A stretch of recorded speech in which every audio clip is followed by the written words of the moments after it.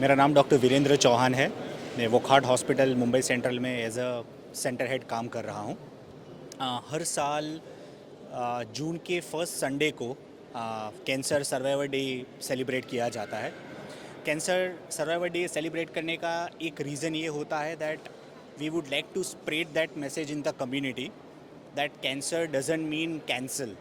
Cancer से भी लोग सर्वाइव करके बाहर आ सकते हैं। As a part of this initiative Wockhardt hospital हमने एक प्रोग्राम अरेंज किया था जहाँ पे पिछले 10 साल से हम यहाँ पे कार्यरत थे। 2014 में हमारा हॉस्पिटल का इनॉग्रेशन हुआ था। इसमें से जितने लोग भी कैंसर को फाइट करके बाहर आए हुए हैं उनको हमने यहाँ पे बुलाया गया है। वो लोग आए, उनके कुछ हमने ईवी शेयर किए हैं जहाँ पे इन्होंने बताया है कि कैंसर से वो फाइट करके कैसे बाहर आए हुए। कैंसर पेशेंट की जर्नी बहुत ही क्रिटिकल होती है। किसी के लिए भी जब पहली बार आपको पता चलता है, डायग्नोज होता है कि आपको कैंसर है, वहाँ से लेके घर पे जाके वो न्यूज़ ब्रेक करना कि I am suffering from a cancer से लेके डिसाइड करना कौन से डॉक्टर को, कौन से मेडिकल ऑन्कोलॉजिस्ट, कौन से सर्जिकल ऑन्कोलॉजिस्ट के पास जाना है, कौन से हॉस्पिटल में जाना है, फिर वो ट्रीटमेंट का पार्ट बनना।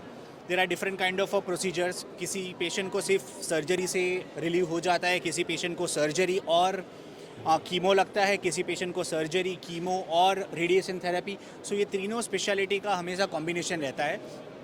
जब भी ये जर्नी के थ्रू पेशेंट जा रहा होता है तब भी एक फैमिली और फ्रेंड्स का सपोर्ट होना बहुत ही ज़रूरी होता है। तो ये जर्नी के अंदर में फैमिली और फ्रेंड्स का सपोर्ट मिलता है और इवेंचुअली पेशेंट्स बाहर आता है। तो आज यहाँ पे जितने भी पेशेंट्स को हमने बुलाया गया था, we would like to call them a cancer warrior and not only the survivor. तो यहाँ वो लोग आए, उन्होंने जो अपनी स्टोरी शेयर की हम लोगों के साथ। हम चाहते हैं कि ज़्यादा से ज़्यादा लोगों तक ये मैसेज पहुँचे कि जब भी आप कोई भी प्रकार के कैंसर से डायग्नोज होते हैं तो उससे घबराने की ज़रूरत नहीं है। राइट डॉक्टर और राइट हॉस्पिटल में जाके अगर आपका टाइमली डायग्नोज होता है तो आपका जान बचाया जा सकता है। सर, डॉक्टर्स लोग के बारे में बताइए। यहाँ पे डॉक्टर लोग को भी सम्मानित किया गया है। आप मुझे ऐसा लगता है ये जर्नी के अंदर में डॉक्टर की भूमिका ये भी बहुत इंपॉर्टेंट रोल प्ले करती है, क्योंकि डॉक्टर्स के लिए जैसे कि ऑन्को सर्जन हो गया या मेडिकल ऑन्कोलॉजिस्ट हो गया, वो day in and day out ये कैंसर पेशेंट्स को देखते रहते हैं। उनके लिए शायद वो वन ऑफ द पेशेंट होता है, बट जो पेशेंट यहाँ पे आया होता है उनके लिए ये पहली बार होता है जब they got diagnose with the cancer. जितने भी डॉक्टर्स हमारे यहाँ हैं स्पेशलिटी वाइज, अलग अलग स्पेशलिटी के doctors, onco surgeon and medical oncologist हमारे साथ अवेलेबल होते हैं।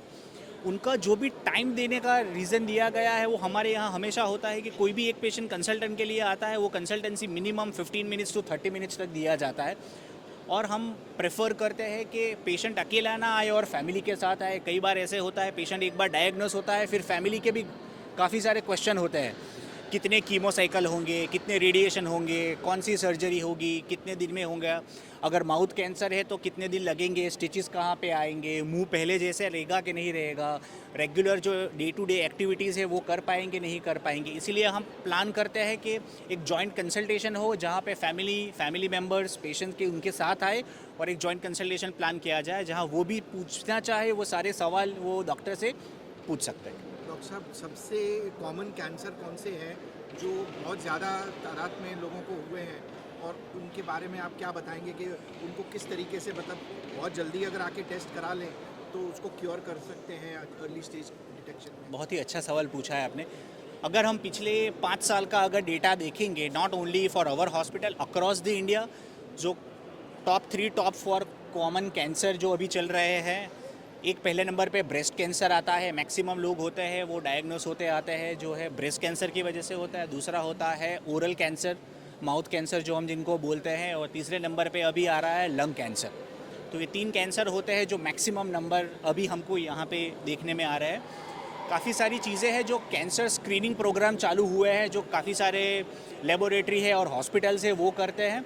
अगर वो स्क्रीनिंग प्रोग्राम अगर आप रेगुलरली एवरी ईयर अगर आप वो फॉलो करते हैं तो कोई भी कैंसर अगर प्राइमरी या फर्स्ट स्टेज में हो, अगर वो डायग्नोस हो जाता है तो उनके आउटकम अच्छे होने के एक्सपेक्टेशंस बढ़ जाते हैं। आपने वोकहार्ट हॉस्पिटल को कैसे अप्रोच किया है और यहाँ पर आपका ट्रीटमेंट हुआ है, उसमें आपको डॉक्टर ने किस तरह से सपोर्ट मिला है, बस और क्यों आपने वोकहार्ट को सिलेक्ट किया, को ही क्यों चुना है? Yeah, I'm actually Krishnan and I stay at Navi Mumbai. Now, the point is, why did I select Wockhardt? Now, basically, it was recommended by one of my doctor saying that come to Wockhardt. That time I was introduced to Dr. Preetham Jain. Now, obviously, I was meeting him for the first time, but the experience what I got for last about 6-7 months was excellent. And not only the doctor, the entire Vocard team and the daycare was excellent. And there is no doubt about why one should not come to Vocard. आपको body में किस part पे cancer हुआ था और कितना time लगा recover होने में? No, it is basically, it is, I don't want to disclose that, where exactly it is there. Please.